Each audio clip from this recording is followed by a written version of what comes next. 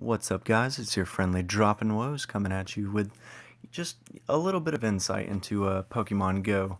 So, the first thing I want to talk about is Pokemon CP, and it's kind of difficult for some people to understand it, but it's a relatively simple uh, part of the game. So, Pokemon CP really has to do completely with how strong it is. The higher the CP, the stronger your Pokemon is. My Flareon's 1266, so obviously it would do pretty well against, say, my 703 Gloom because of not only the type difference and type advantage, but the CP difference between the two. Um, a lot of people have a lot of difficulties with finding different Pokemon and finding rare Pokemon. Rare Pokemon come with level, which we'll get into that later.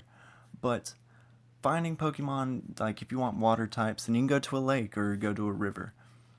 I've been told that fire Pokemon come out where it's sunny. I haven't had very much luck with that, but other people have said the same, so I'm not sure yet.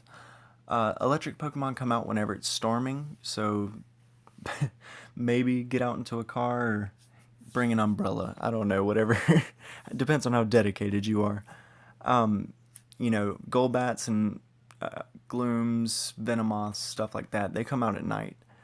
Another way to get Pokemon is just hatching eggs, and you'll see Pokemon that are very rare coming out of these 10-kilometer eggs, which are decently hard to find. 5-kilometer and 2-kilometer eggs are pretty much everyday stuff whenever you go to Pokestops pretty often. The 5 kilometers, sometimes they have good stuff in them. 2 kilometers, you usually find like a Caterpie or a Weedle or a Pidgey or something like that in them. I really don't enjoy hatching them, but it's experience. So, something that really helps out with your experience, which you really kind of need to level up. um, these lucky eggs, they give you double experience for 30 minutes, and that really kind of gives you a boost to get ahead of your friends or your coworkers or whoever you're trying to, you know, outdo or just have fun with. Um, so that's a way that you can get ahead of them as far as using items. Not everyone has lucky eggs. Another way to get ahead of people or just to level up, it's just going into your Pokemon and you'll see a lot of Pidgeys and Rattatas around. So one thing that you can do is just go down to a Pidgey and you'll be able to find stronger and stronger Pidgeys the more you level up. But you can evolve them. And once you evolve a Pidgey or whatever Pokemon you're evolving, you'll get 500 or 1,000 experience, depending on whether it's a single evolve or it's the second evolution in the chain.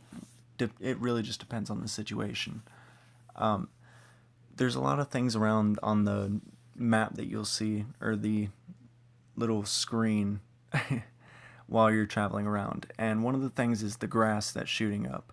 And grass shooting up means that there's Pokemon in that area, and if you move to that area, then you usually find a couple of Pokemon over there, which, there's probably the Krabby and Rattata over there. One thing that I do want to get into is the distance and how to get closer to the Pokemon. 3 steps usually means it's about 150 yards. 2 steps usually means about 100 yards, so forth, so on and so forth. You'll see that once you're moving towards it, the steps will go down, and once it gets down to 0, that means you're pretty much on top of it, or it's inside your little pulse range. So if it's still not showing up while it's at 0 feet, just track it, and we found that it usually shows up. Another thing that some people don't really realize, these Pokestops, that little blue square in the background, they give you Pokeballs, Great Balls, potions, super potions, hyper potions, depending on your level. They can also, give you experience. You get 50 experience per stop that you go to. So if you're really just binge stopping, then you can go ahead and use a lucky egg, and you also get more experience for that. One thing that I have found to be pretty helpful is that little shield in the top right corner, and that indicates how many gems you have. Owning a gym doesn't mean that you have to have the strongest Pokemon on it. It just means that you have to have a Pokemon on a gym that is of your color. So, with each gym that you have, the number in the top right corner in that shield will go up one. Obviously, the more or the higher the number, the more gems you have, and the better rewards you'll get. With each gem, you get 10 Pokecoins. So if you own 10 gems and you get 100 Pokecoins, and you can get 20 Great Balls, or an Incense, Lucky Egg, or a Lure Module. So it's really not too much pay to win. And the bag upgrades and the Pokemon storage upgrades, I really haven't found too much of a use for them, but you might. And there's the dreaded pay for paid currency in the game. One thing that I do want to tell y'all, these lure modules and the incense, if you're stuck in a location, you're at work, or you're in school or something like that, whenever August comes around and people are still playing this game, you can use these to bring Pokemon to you. The incense, they are a lure that will bring the Pokemon just to you, and it's just for you, and you won't have to move, and it'll attract all the Pokemon. The lure modules, they go on to the Pokestops and the gyms, and everyone can use them. So if you're out with your friends, or you're just having fun with the people that are just happen to be in the location that you're in, pop a lure module, and I guarantee you people will come flocking.